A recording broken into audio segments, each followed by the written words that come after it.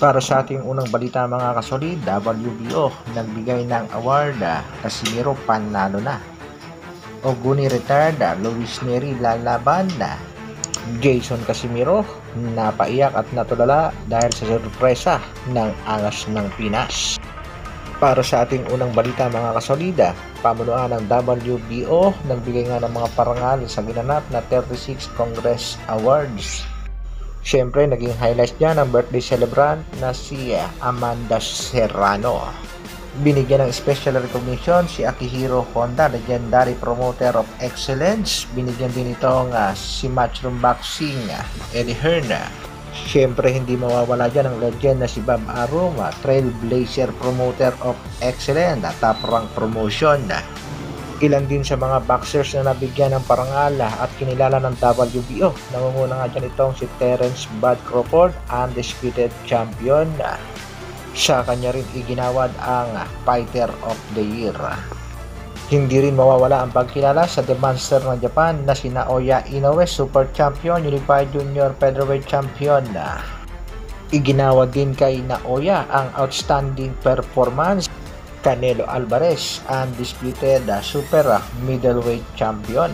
Emmanuel Navarrete, outstanding performance, super champion, junior lightweight champion.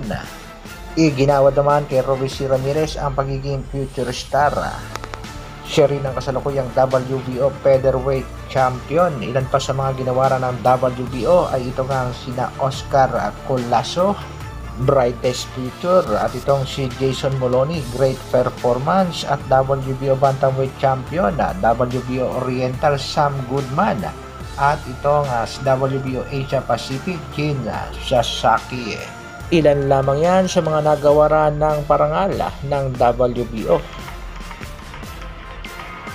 Sa kabilang balita naman mga kasolid, WBO Global Champion Cuadro Alas Janero Casimiro, matatandaan natin pinaiyak niya nga itong kanyang kapatid na si Kuya Lods Jason Casimiro dahil sa isang sorpresa.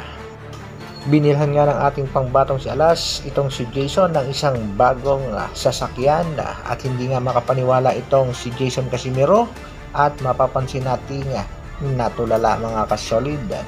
Hindi nga daw niya talaga expected na bibigyan siya ng sasakyan ng kanyang kapatid na si Cuadro Alas Janrel Casimiro. Isa pa rin kaibigan ang nabigyan naman ng balato ng ating pangbato. Ayon nga dito kay Boss Rich Don, bariyang balato pa lang yan daw, 100,000 na.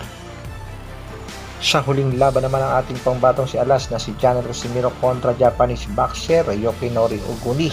Marami pa rin nagre-request na sana ay mabigyan ng rematch dahil nagliting nga daw ang mga manonood at hindi alam kung sino ang totoong panalo sa laban.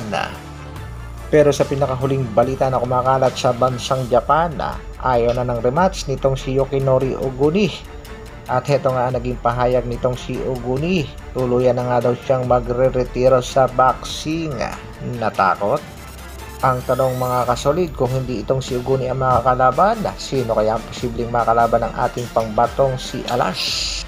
Nagparamdam naman itong si Luis Pantera Neri at sinabing lalaban ngayong buwan ng Disyembre, pero ang target itong si Sam Goodman o kaya naman ay itong kanyang kababayang si Alan David Picasso.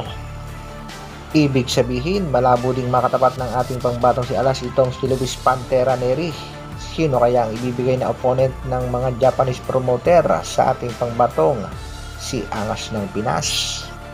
Huwag lang sanang bigyan ng opponent na hindi naman makakatulong sa pag-angat sa ranking ng ating pangbato.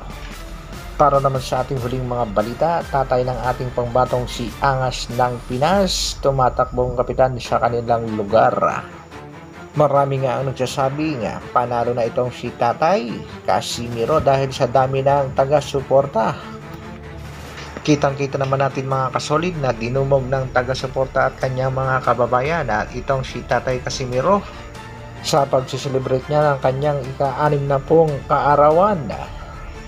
At napakatindi at napakalupit na naman ang regalo ng Angas ng Pinas dahil 60 years old, $60,000 ang isinabit kay Tatay Casimiro.